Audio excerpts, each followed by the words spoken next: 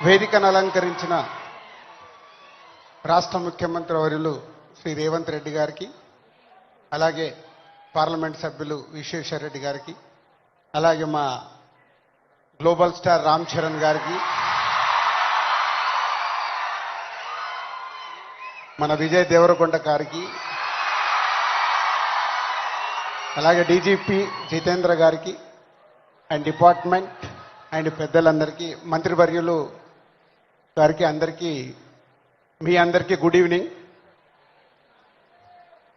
CM Revanth Reddy గారితో ఒకరోజు నేను ఫ్లైట్లో వైజాగ్ నుంచి హైదరాబాద్ జర్నీ చేస్తున్నాను.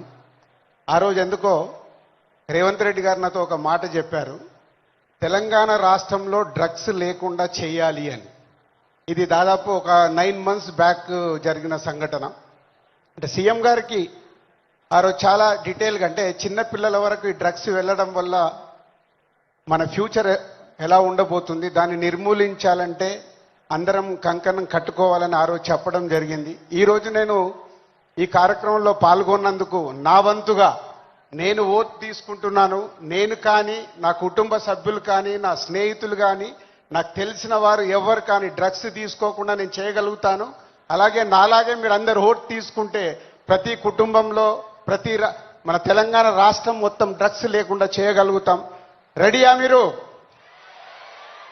ఇలాంటి అవేర్నెస్ మనకి ఈరోజు అవసరం. ఈ మధ్య మలయాళం ఫిలిం ఇండస్ట్రీలో కూడా ఒక నిర్ణయం తీసుకున్నారు.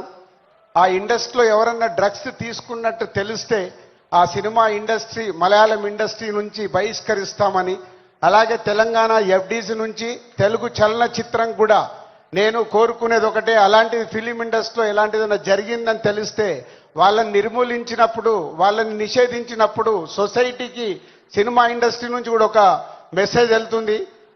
ఎఫ్డీసీ నుంచి డెఫినెట్గా ఫిలిం ఇండస్ట్రీలో మాట్లాడి తెలుగు సినిమాలో కూడా అది పాటించేలాగా చేస్తాం. సో ఇది మన కర్తవ్యం.